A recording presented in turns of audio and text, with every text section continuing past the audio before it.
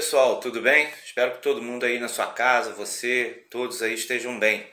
Cuide-se aí nessa pandemia que as coisas estão se agravando, ok? Hoje nós estamos aqui para a nossa aula da semana e vamos falar de um assunto que eu gosto. Muitos de vocês aí devem gostar, muitos de vocês devem ser até praticantes, que é sobre o jiu-jitsu. O jiu-jitsu no mundo e o jiu-jitsu no Brasil, né? Vocês sabem que o jiu-jitsu teve uma origem no exterior e chegando ao Brasil acabou sendo criado não uma modalidade nova, mas algo com raiz no jiu-jitsu que passou a se chamar o jiu-jitsu brasileiro, né? Mas dessa vez eu não vou ficar muito assim, eu vou falar muito aqui não, porque eu achei um vídeo do History Channel onde é um documentário falando sobre jiu-jitsu, como ele chegou, fala do Mitsuo Maeda, que trouxe o Hélio Gracie, porque não adianta, você não pode falar de jiu-jitsu no Brasil sem falar do Hélio Gracie, né? Muito embora já existem outras vertentes, falando de outras famílias, né? A família Fada, como criadora, reivindicando essa criação do jiu-jitsu brasileiro, mas você não pode ignorar, né? Royce Gracie, Rickson Gracie, né? Muitos aí sabem de quem eu estou falando. E quem não sabe, vamos assistir esse vídeo e você vai ter todas as informações sobre jiu-jitsu, tá bom? Vamos lá? Eu lutava para provar que a minha arte era boa. Para provar que o jiu-jitsu que eu fazia era superior às outras lutas.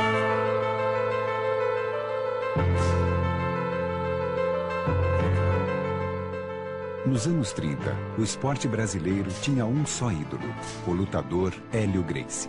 É que o menino raquítico e doente, que nunca nem sequer deu uma aula, de repente começa a dar aula, de repente se projeta, de repente se torna o maior lutador do mundo. Ele desenvolveu esse jiu-jitsu para fazer com que o jiu-jitsu pudesse ser praticado por pessoas iguais a ele, franzinas, fracas e debilitadas.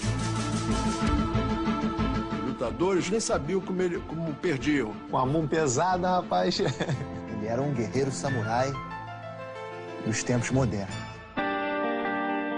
Para provar a superioridade de sua técnica, Hélio fez de seus filhos e sobrinhos um exército de lutadores.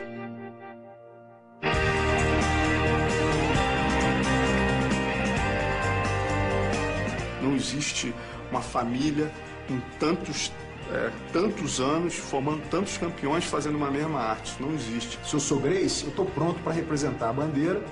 Se eu sou Gracie, eu não acredito que outra arte marcial possa me vencer. Hélio Gracie foi um homem determinado e polêmico. Nós, Gracie, se não somos odiados, somos mal queridos por milhões e milhões de pessoas. Só a invencibilidade de um sujeito já bota um cara antipático. Ele veio para cá com a missão e cumpriu a missão de uma maneira muito honrosa e, por isso, protegida também. É sangue, suor e lágrima. É isso que foi a vida do meu pai. Não tem outra história.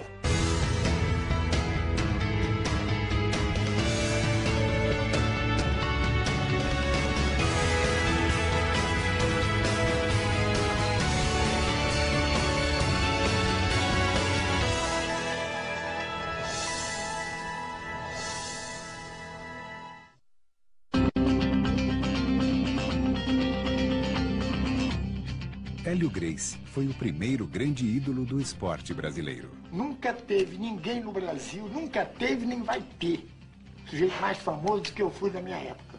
Ao lado de seu irmão Carlos, desafiou todos os lutadores e costumes de seu tempo.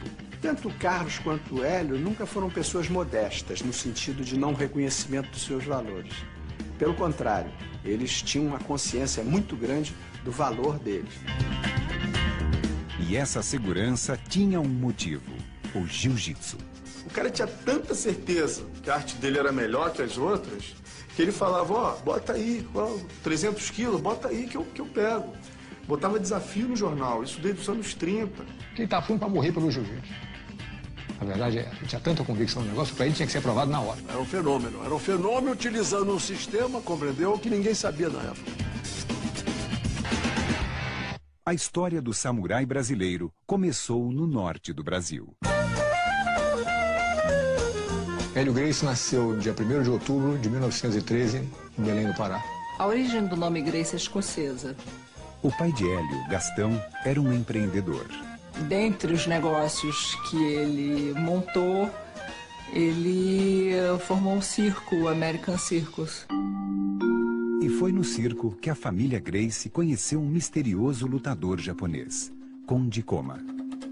Naquela época ninguém conhecia o jiu-jitsu no Brasil, então o Konde Koma foi a pessoa que trouxe para o Brasil essa atividade japonesa. Meu pai, como era o mais velho dos irmãos e muito arteiro, indisciplinado, meu avô decidiu então levá-lo para aprender jiu-jitsu, isso aos 14, 15 anos.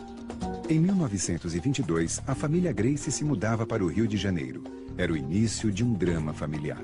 O vovô, que parece que minha avó já tinha notado que ele tinha pisado na bola de vez em quando, parece que tinha uma namorada, não sei quem, pegou ele fazendo uma traquinagem qualquer, com uma amante, não sei o quê, e resolveu dar um baixa no meu avô. O tio Hélio foi o que mais sofreu com essa desorganização do núcleo familiar.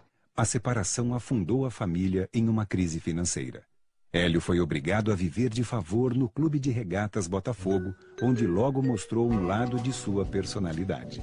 Ele conta a história que tinha parece que um tal de Fifi na época, o apelido do cara era Fifi, e o Sheik ia fazer ginástica, e ele não gostava do Sheik por qualquer razão, ele ficava escondidinho assim, a uns 5 metros de distância, sentado assistindo o cara fazer ginástica de peso ou o que for, e ficava dizendo Fifi, Fifi, Fifi. O cara mudou de horário.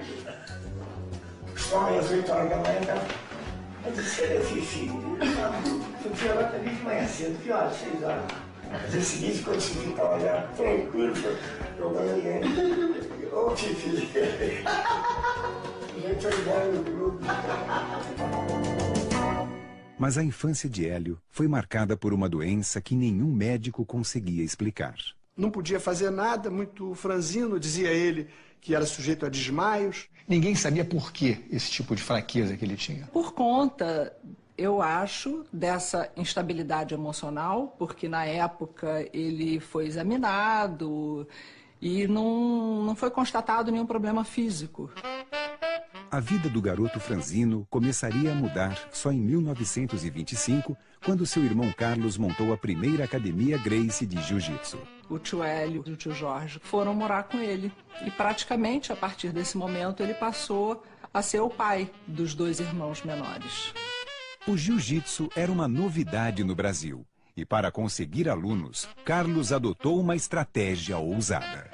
Ele promovia lutas e promovia desafios e dizia no jornal, se você quiser ter um braço quebrado ou uma costela partida, procure o Carlos Gracie. Qual era a maneira que ele tinha de provar? Confronto real.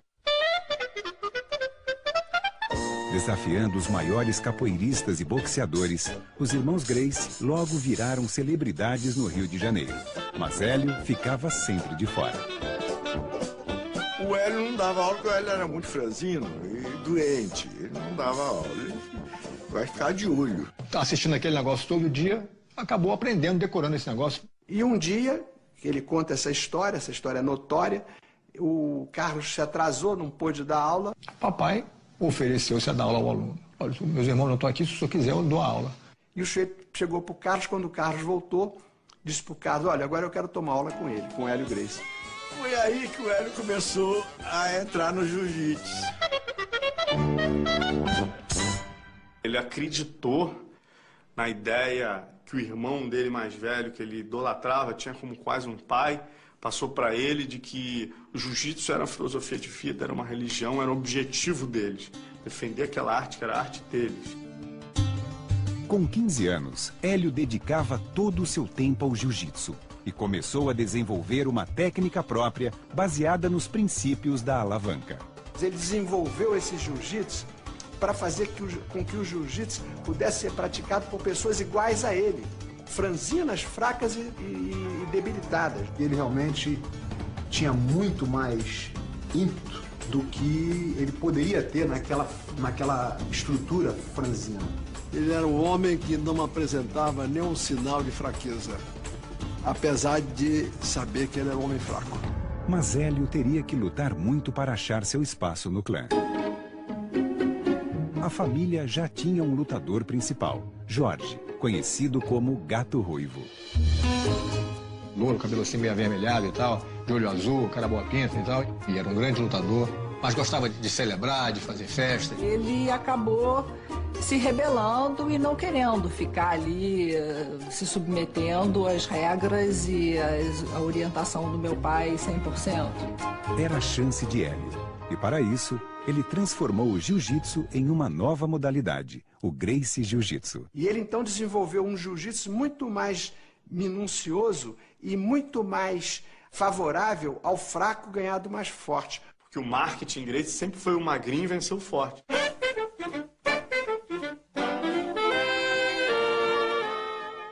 Eu nunca entrei numa luta para ganhar. Não perde. Se você não perder, como é que você vai... É questão de como é que você vai virar isso tudo para você ganhar. If you're talking about an actual street fight, we know that over 90%, maybe even higher than that, end up on the ground. A luta em pé, ela é bonita no cinema, ela é plástica, mas a luta se define no chão. Derruba e finaliza no chão, no pescoço, que é o único órgão onde você aperta e você provoca o apagamento do oponente. E Hélio estava determinado a desafiar os maiores de seu tempo. O Hélio contra o Fred Ebert teve uma repercussão na imprensa, assim como astro de cinema internacional. O campeão de luta livre norte-americano, Fred Ebert, era 30 quilos mais pesado do que o adolescente de 18 anos. Vai lutar com um cara 5 quilos mais pesado que você, é complicadíssimo, entendeu? E os jornais previam um massacre, mas a luta acabou interrompida pela polícia. Eu perguntei, papai, quem ganhou a luta? Ele falou, olha, eu fui para casa, ele foi para o hospital. Então... O estilo novo surpreendia a todos. Mas o lutador Manuel Rufino dos Santos acusava os Gracie de roubar nas lutas. Uma luta que pudesse cheirar a marmelada, para eles era uma heresia. Aí eles eram extremamente agressivos. O Rufino dos Santos vinha andando, 2 irmãos seguraram o portão para que ninguém entrasse ou saísse do clube. Os outros 2 ficaram na beira da calçada para ninguém separar. E o papai falou, Rufino, eu ouvi dizer que você está dizendo que a nossa luta é marmelada? Eu vou te mostrar como é que o negócio é marmelada.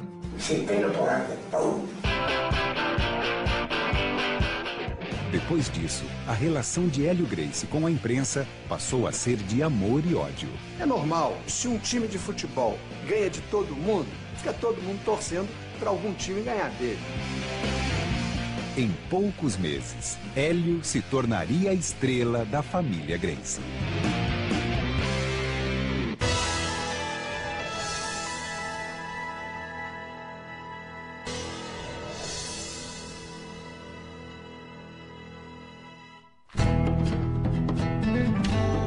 No início dos anos 30, Hélio Gracie e seus irmãos eram um assunto da cidade do Rio de Janeiro.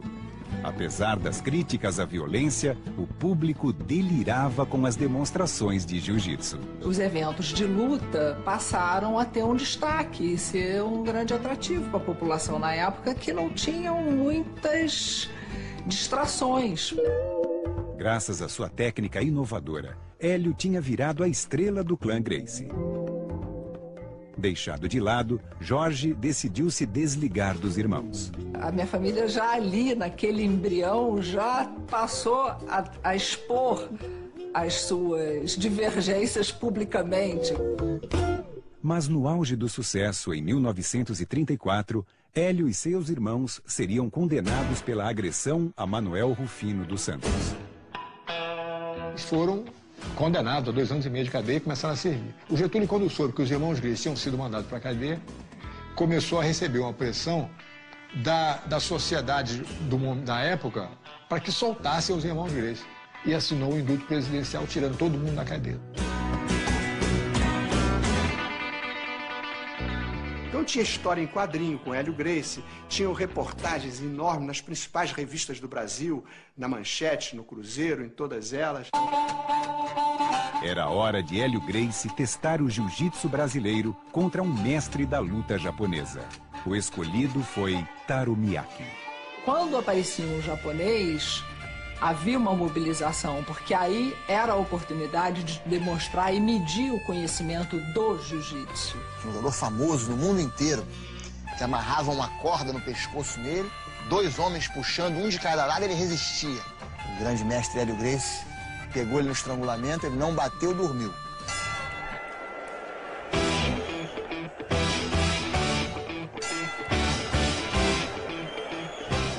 A vitória sobre Miyake levou Hélio a desafiar adversários cada vez mais impressionantes. Ele ficava naquela bucha de quem é que vai parar esse sujeito. E com esses desafios, Miyake, Masagoshi, quer dizer, Yano, quer dizer, a pessoa de gente que lutou, o Ono, quer dizer, as lutas vinham acontecendo e o prestígio do Hélio Gracie ia cada vez aumentando mais. Hoje eu estou concluindo que os caras ficavam traumatizados com a minha presença, entende? Porque as lutas que eu tive, eu às vezes fico sem entender como é que eu consegui ganhar um tiro daquele tamanho. Mas sem ódio, ele enfrentava, compreendeu? Sempre baseado, vamos dizer assim, que eu não sou melhor do que ninguém, mas a minha técnica é insuperável. There's no anger, there's control of your emotions. You control your emotions in a fight, you control your emotions in an argument. Ele sempre falou antes da luta, meu filho, não bate nos seus adversários. Eu falava, peraí, papai, não bate nos adversários? Como você quer dar um soco em alguém, você se expõe a levar um soco também. Mas agora é minha vez, deixa eu bater em alguém, pai, deixa eu quebrar a cara de alguém. Ele falou, meu filho, você é grande, pai, ele era grande, você é grande, você é forte. Se você cair por cima dos adversários, não há por que bater, arrebentar a cara do sujeito. Com as vitórias, logo veio o assédio das mulheres. Nunca tive relações com uma mulher que não admitisse ter filho. Eu olhar para uma mulher e dizer, mas que filho virá dessa mulher? A vida do homem é dirigida para a luta, a mulher para procriar. Ter um filho 9 meses ali, cultivar, depois amamentar o filho, quer dizer, ele achava isso uma coisa tão importante para a raça humana, para o ser humano, que ele achava que essa era a principal missão da mulher. Quando eu comecei a competir, eu me lembro que ele chegou uma vez pra mim e falou, nossa, você é muito bonita pra estar lutando.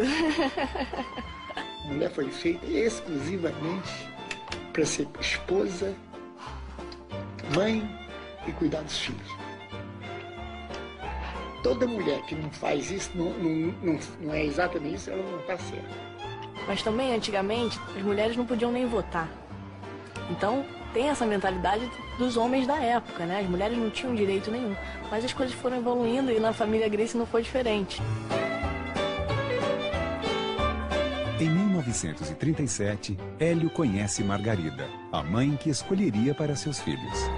A mamãe era uma mulher muito simpática e tal, uma mulher muito fina, de muita classe. Margarida tinha apenas 18 anos e já era divorciada com 2 filhos. Seu pai era um poderoso empresário.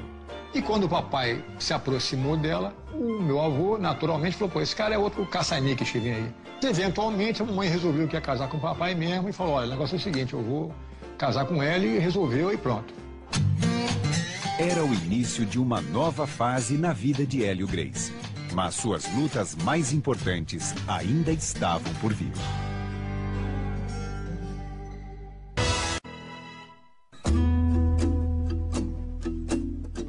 Hélio tinha se tornado marido, professor e lutador famoso. Mas seu maior sonho ainda era ser pai. Ele queria ter o timinho dele também, porque o tio Carlos tinha os filhos dele, não sei o quê. O papai sempre queria ter filho, porque ele queria dar ideia de família, foi um cara muito ligado a esse tipo de coisa, sempre gostou muito de criança. Carlos Gracie, que estava viúvo há pouco tempo, faria a Hélio uma oferta incomum. Então ele estava com um monte de filho, casou-se com uma outra mulher que não tratava as crianças muito bem. A parceria dele do tio Hélio era tão intensa que os primeiros 7 filhos do meu pai, os filhos do primeiro casamento e mais 2 que ele teve, quando ele casou pela segunda vez, ele deu pro tio Hélio criar. E o meu pai, que adorava criança, louco para ter filho, falou, pois não, pumba. Ele assumiu os 7 filhos do tio Carlos, que vieram morar com ele, papai e a mamãe. Então, um dia não tem filho nenhum, no outro dia tem 7 filhos já, o pessoalzinho já grandinho. Em 1947, os irmãos Carlos e Hélio abriam uma nova academia que iria fazer história. E ali eles passaram a ensinar e aquilo virou uma Kodokan brasileira. E formou-se uma das grandes equipes de jiu-jitsu da época. O que o Hélio Gracie fez com a Academia Gracie foi uma escola de samurais. O método que ele criou de defesa pessoal, que atraía as pessoas mais variadas, o pobre, o rico, e, evidentemente, atraía também pessoas muito importantes, né? Grandes empresários, políticos, presidentes da República. Você passa por algumas ruas do Rio de Janeiro, você vê o nome das pessoas e fala, rapaz, esse cara foi aluno, porque são opções de gente ilustre que tem nome de rua, foi aluno do Hélio Gracie. O Hélio dava uma ênfase muito grande à defesa pessoal e, ao lado dessa eficiência do jiu-jitsu, técnica do jiu-jitsu, tinha toda uma filosofia de vida. Eles incentivavam a garotada a não fumar, a não beber. Eu nunca experimentei uma cerveja ou qualquer tipo de bebida alcoólica. Pelo que eu aprendi com ele, pelo exemplo dele e do meu pai. Eles criaram uma religião. O jiu-jitsu virou uma verdadeira religião, uma doutrina de vida, uma filosofia. É uma coisa realmente impressionante, só você vivendo perto deles para você ver. Não é à toa que eles têm uma legião tão grande de seguidores, né? Com a academia a todo vapor, Hélio passou a desafiar todos os grandes lutadores brasileiros e internacionais. Hélio Gracie desafiou uma trupe de japoneses que esteve no Brasil na época, que era formado pela equipe do Kimura. Ao desafiar Masahiko Kimura, o campeão mundial de jiu-jitsu, Hélio teria uma decepção. Ele não aceitou o desafio argumentando que ele, Kimura, era campeão do mundo e o Hélio Gracie era um desconhecido. O Kimura pesava quase o dobro do peso do Hélio Gracie, então não fazia mais do que obrigação como campeão do mundo de ganhar de um lutador leve. Se você quiser lutar com alguém, diz o Kimura, luta com o Kato, que é o vice-campeão do mundo, é só 20 quilos mais pesado que você e vai te ganhar com a mesma facilidade que eu te ganho. Mas antes da luta com Kato, Hélio Gracie quebraria uma costela treinando. Os médicos não queriam deixar lutar. Não queriam deixar lutar com medo de perfurar o pulmão, né? Que é um troço perigoso aberto. Lutaram no Maracanã, primeira luta, em 51, setembro de 51, e houve empate. Então ele falou, olha pro Carlos Gracie, falou, Carlos, eu acho que se eu lutar com esse cara de novo, quando ele estiver bom na costela, eu ganho dele. Revanche em São Paulo.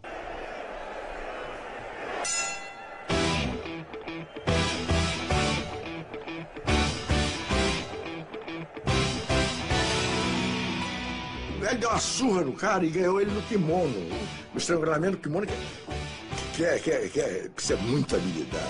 O Hélio Gracie pegou ele no estrangulamento da guarda, virou pro juiz e falou, olha, ele tá dormindo. Ele falou, não, ele não bateu, continua. Ele falou, você quer que eu mate o homem? Aí soltou. O jeito virou pro lado e apagou, ficou por isso mesmo. Conclusão, acabou a luta, o Kimura acabou subindo no ringue. Naquele momento ele aceitou o desafio do Hélio Gracie. Kimura declarou nos jornais, se não vencesse o Hélio Gracie em 3 minutos, consideraria o Hélio vencedor da luta. Era uma luta histórica. A primeira vez que um brasileiro lutava contra um campeão mundial.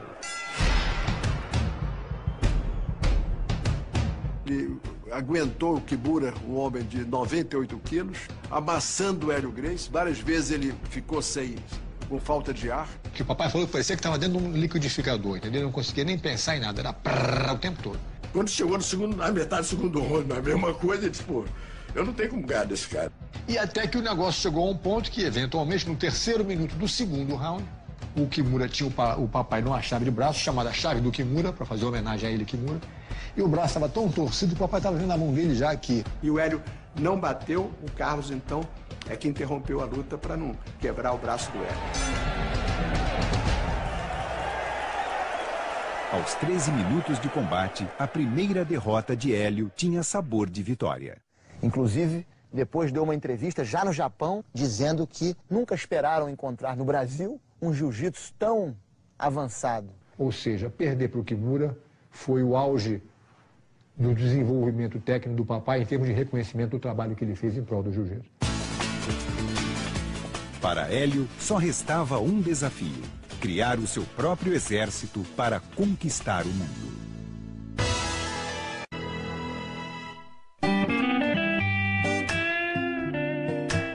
uma lenda nos ringues, Hélio ainda tinha um desafio pela frente: ter seus próprios filhos. Ele ficou tentando 12 anos a ter filho, não conseguia ter filho.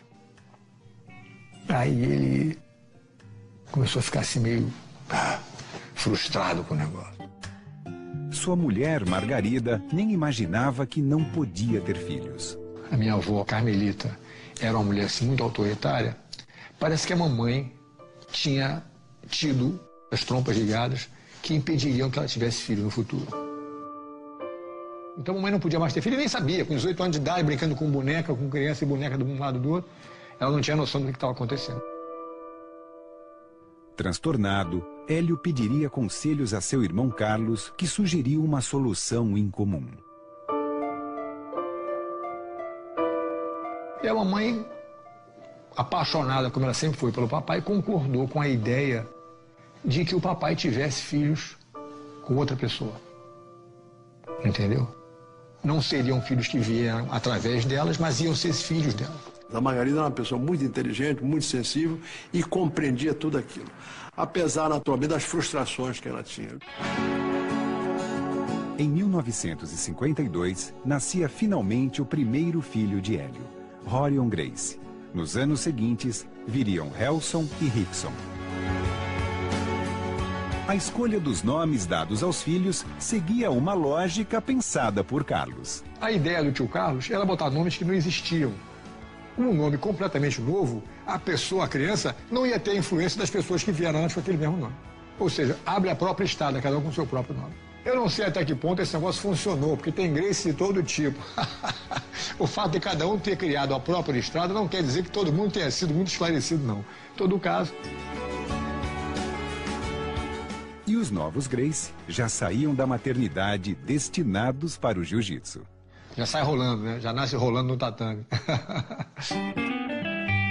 O brinquedo é o kimono. A academia é onde tem o playground. Era isso. No primeiro aniversário, 1 ano de idade, o bolo era um ringuezinho com os bonequinhos vestidos de kimono. Até hoje, quem nasce Grace vai ser sempre lutador. Para continuar a tradição.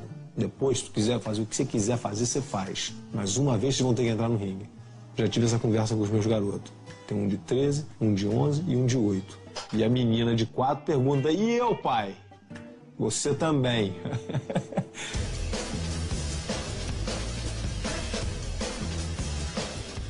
Desde pequenininho, tanto foi feito comigo como eu faço com os meus filhos, a gente brinca com a mão para dar uma noção de defesa ou de movimentação. Comecei a treinar quando eu comecei a andar, né? Que eu fico brincando falando isso. Que eu comecei a treinar assim que eu comecei a andar. Meu pai estava sempre: você, treina com você, vamos ver quem é o melhor dos dois. Sempre botando a gente para se pegar, sempre confrontando, sempre testando. Ah, sai daqui, rapaz, não é de nada. Não existe uma família com tantos anos, formando tantos campeões, fazendo uma mesma arte. Isso não existe. Então isso se deve a Hélio Gracie.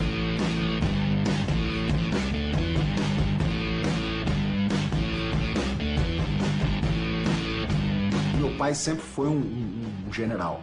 E o general só é um bom general quando ele tem bons soldados.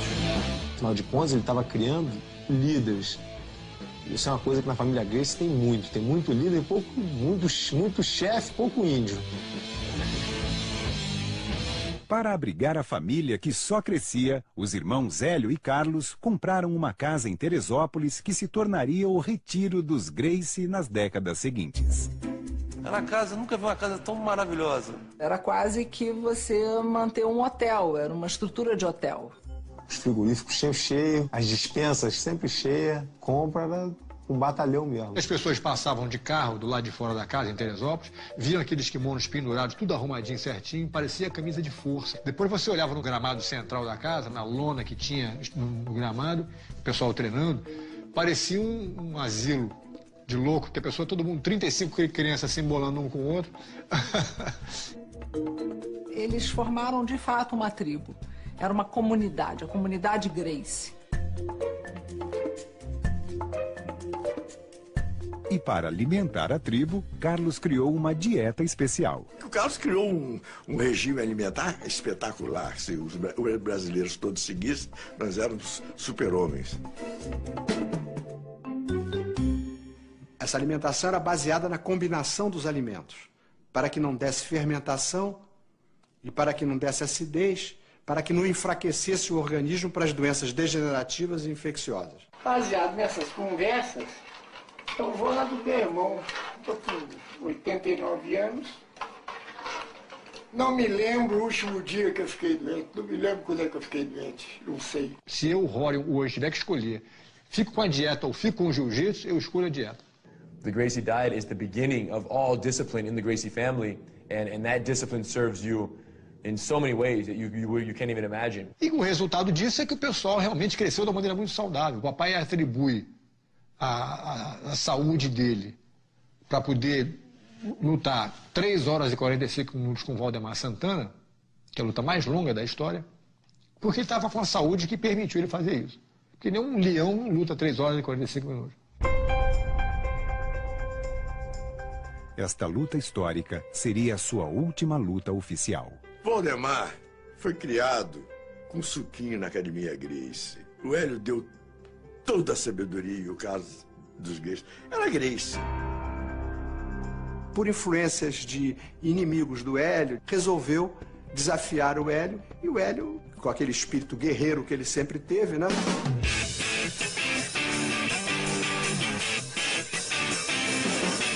Em 24 de maio de 1955, Valdemar Santana lutou contra Hélio Gracie. No auge dos 25 anos dele, 90 quilos de músculo, treinado em luta, que nunca pegou num peso, um leopardo.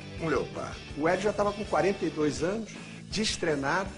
Ele conseguiu 3 horas e 43 minutos de briga sem intervalo, sem rounds.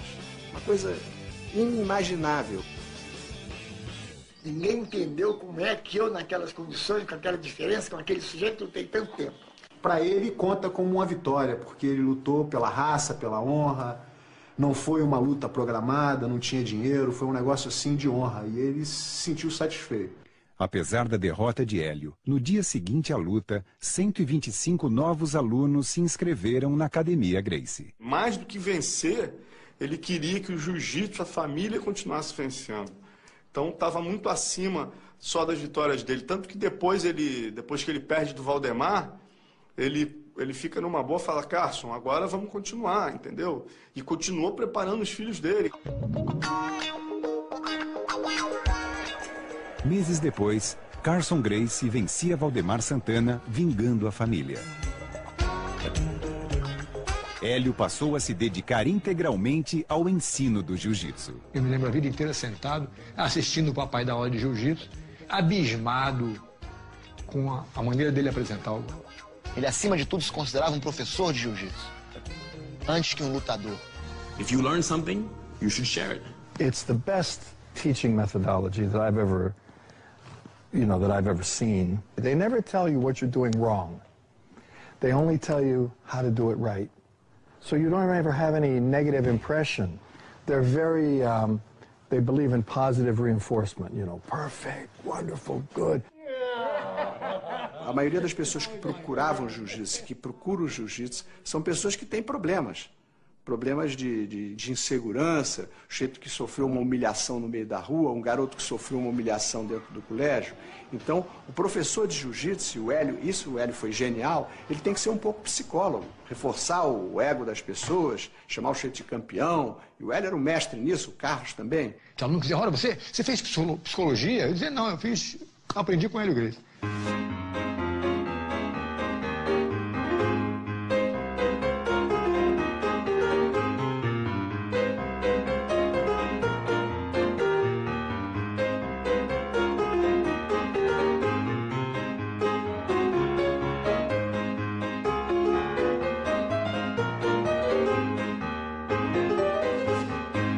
Que é um merda para se sentir um homem. É frouxo para ficar valente. Tem preço isso. Quero ver o cara ficar melhor do que eu. O método de ensino que o papai desenvolveu para poder atender o aluno é um troço que realmente é inigualável. É o que a gente faz até hoje aqui na academia com muito orgulho. A gente existe para preservar essa memória e esse tipo de ensinamento. Mas com 3 filhos, Hélio ainda sonhava com uma família grande. E eles viriam de um relacionamento com Vera, uma funcionária. Tá voltando da academia e ele me perguntou, meu filho, você gostaria de ter mais irmãos? Eu falei, claro, papai, gostaria de ter mais irmãos. Ele falou, quanto? Eu falei, se eu pudesse, eu queria ter mais 20 irmãos. Ele olhou para mim e falou, olha, você não tem mais 20 irmãos, não, mas você tem mais 4. Mesmo sabendo da existência de uma outra família, Margarida continuou casada com Hélio. Porque o papai sempre dormia lá em casa toda noite. O cara era um artista mesmo, entendeu? Ele não ia dormir fora fim de semana, não existe. Toda noite ele dormia na minha casa. Eu, sendo um caçula de uma primeira geração, eu acompanhei várias vezes a minha mãe chorando pelos cantos. Mas o negócio não vai poder mudar, já existe a situação. O papai decidido a continuar apoiando os filhos novos, que tem que apoiar mesmo de qualquer maneira, eu concordo 100%. Ele deu apoio à situação das crianças, a mamãe não ia ficar sozinha, então ela concordou e aceitou a situação. Mas a Margarida era uma pessoa que foi, vamos dizer assim, envolvida naquela visão de filhos. Não era a visão da mulher em si, a visão dos filhos, do respeito aos filhos, compreendeu? Ela, inclusive, chegou a ter um relacionamento com a Vera, saíam, faziam aquilo junto. Quer dizer, aproximaram-se uma das outras. Mas eu não sei se no fundo do coração ela jamais gostou disso. Eu tenho a impressão que ela não gostava dessa situação. Mas eu cresci chamando a mãe do Rory, Margarida, de mãe também. Quer dizer, a minha mãe era mãe, a Margarida era a mãezinha. E ela chamava, introduzia meu filho também. E Hélio ainda viveria para ver seus filhos transformarem o Gracie Jiu-Jitsu em um sucesso internacional.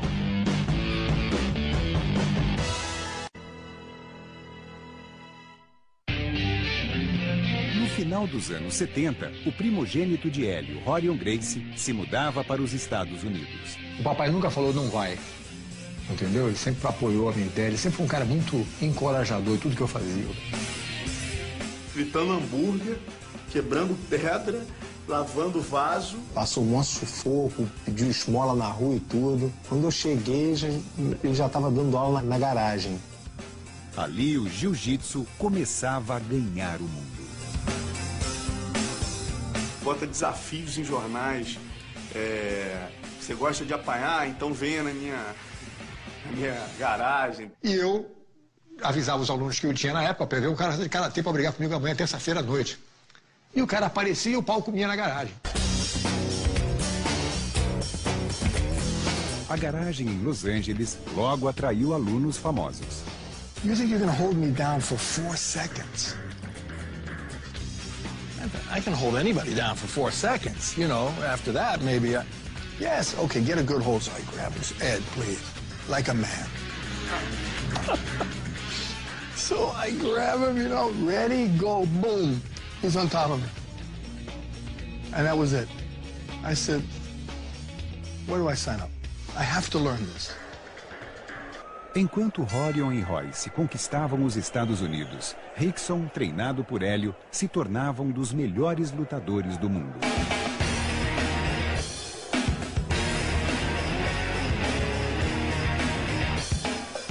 O que eu sentia é que tudo para ele era o jiu-jitsu. Se eu chegasse com um boletim 000, ele ia olhar e ia ficar meio indiferente, não ia ficar super chateado. Mas se eu ganhasse uma luta, era a hora certa de eu quebrar o velhinho.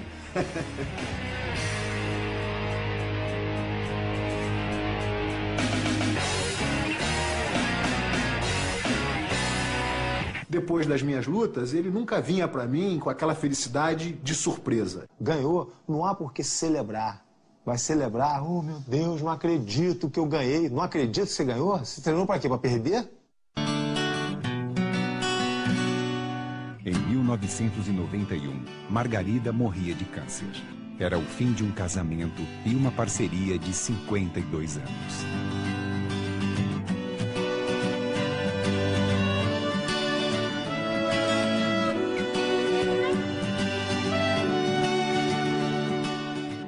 Depois que a Margarida morreu, meu pai ligou para todos nós, pedindo a mão da minha mãe em casamento.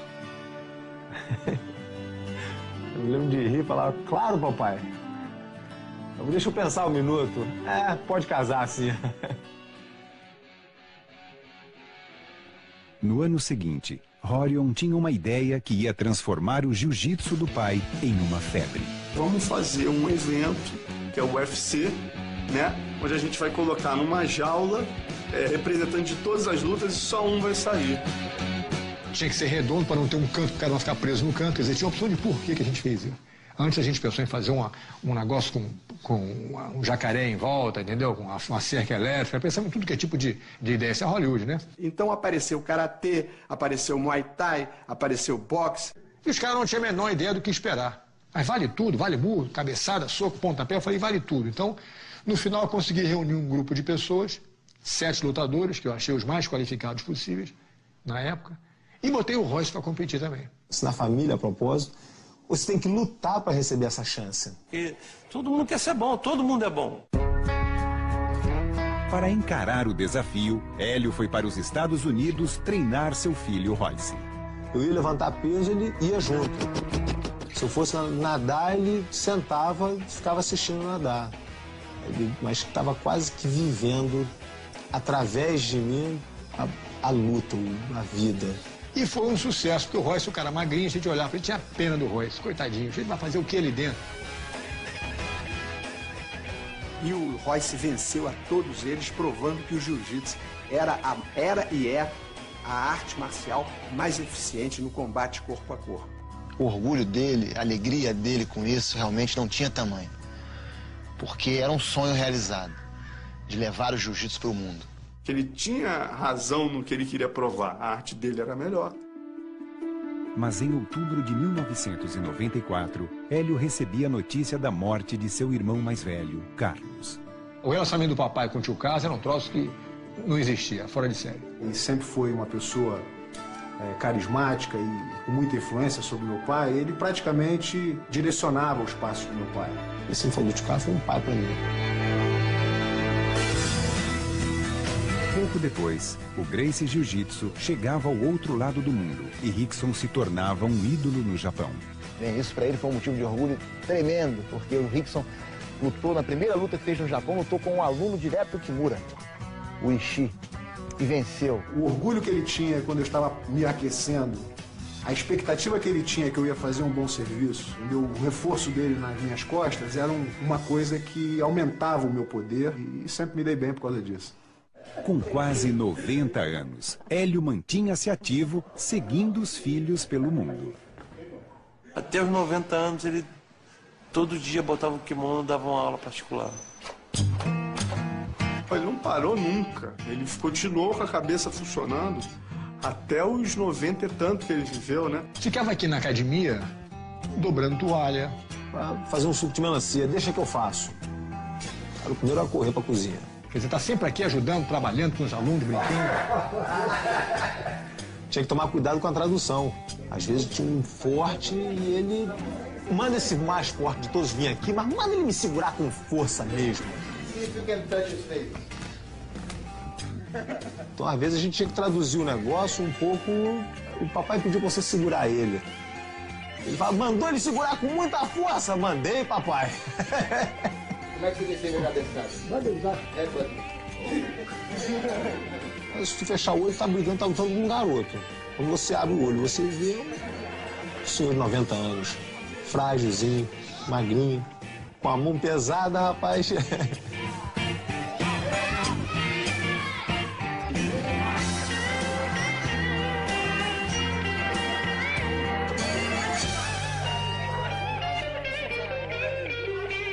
Isso mantinha ele vivo. Hélio Gracie viveu até seus últimos dias com a disciplina de um samurai. Mas em janeiro de 2009, aos 95 anos, ele não resistiria a uma pneumonia. Ele sempre falava assim, ó, meu filho, eu já tô indo para outro mundo. Vocês que vão ficar agora. Aí a gente fala assim, que isso, mestre? Você ainda vai viver muito. And I remember him saying, when I die, there's going to be a funeral, and there's going to be this, and there's going to be that, but don't go to the funeral, 1. 2, they should even have a funeral, it should be a party. Ele sempre ensinou a gente a ver a passagem, né, para a próxima vida como uma coisa natural. E não ficar triste com isso. Ele, para mim, quando morreu, ele mudou de endereço. É se ele tivesse ido, olha, fui para a China, vou morar na China agora, a gente se vê quando der, mas não vai se ver mais. É a mesma coisa. Hélio Gracie simplesmente saiu de uma forma física cansada e feliz para uma forma espiritual eterna e feliz. Tem que estar pronto, né?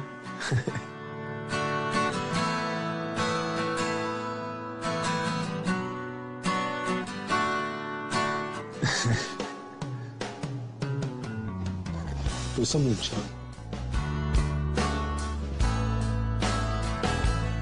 Determinação, a perseverança, a justiça, o equilíbrio, a coragem. Tudo que você possa imaginar de virtudes humanas, ele deixou para todos nós. Fazer o sacrifício para poder conseguir as coisas foi uma lição que ele me deu. Ele era um guerreiro samurai dos tempos modernos. Ele tinha aquela mentalidade, né, sempre pronto para morrer, em defesa dos seus princípios, em defesa dos seus ideais. Se você acredita no que faz, vai até a morte. E isso ficou marcado para nós. Hoje, o jiu-jitsu é base do treinamento do exército americano e é praticado em milhares de academias no mundo inteiro. Hélio Gracie, sem dúvida, realizou seu maior sonho: compartilhar seu conhecimento. A filosofia de vida é profissão, né, de milhares de pessoas, né? É uma arte que hoje em dia eu acho que é orgulho para todo brasileiro saber da história do Hélio Gracie, do Carlos, o que essa família fez. There's no way that the name Hélio Gracie will ever be forgotten because of myself and my brother and my father and my uncles, every single one of them. The way I eat, the way I think, the way I fight naturally, and the way I treat other people more than anything. The way I interact with people, my respect, my integrity, my efficiency in all areas of life is modeled after my grandfather. Isso é muito legal, né? De você ter uma família que todos os seus ídolos são seus parentes. E é isso, é continuar o trabalho que ele fez, porque a gente nunca pode fazer demais por ele. O cara é tão excepcional, tão especial que...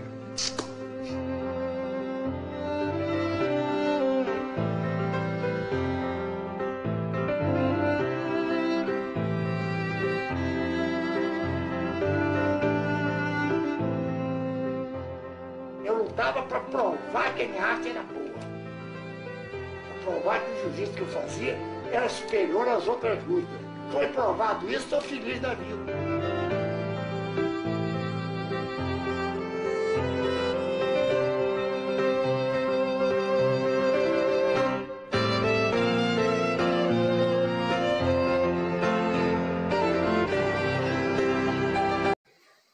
Pois é, gente, essa é a história e eu sei que eu tô falando muito pouco hoje porque esse vídeo foi muito grande, né? E se eu ficar falando também aqui, ele vai passar de 1 hora. Mas eu espero que vocês tenham entendido e tenham gostado dessa prática aí, que sirva como sugestão para você buscar uma atividade que te proporcione saúde, né? E eu desejo a vocês que vocês fiquem bem. Estamos chegando aí próximo do fim do ano, né? Que tenha sido, apesar da pandemia, um ano bom para você. E se não foi, vamos ficar esperançosos para o próximo ano, né? Porque a gente precisa de motivação e a esperança nunca deve morrer, tá bom? Deus abençoe você, Deus abençoe a sua família, Deus abençoe a nossa cidade, que Deus abençoe o Brasil.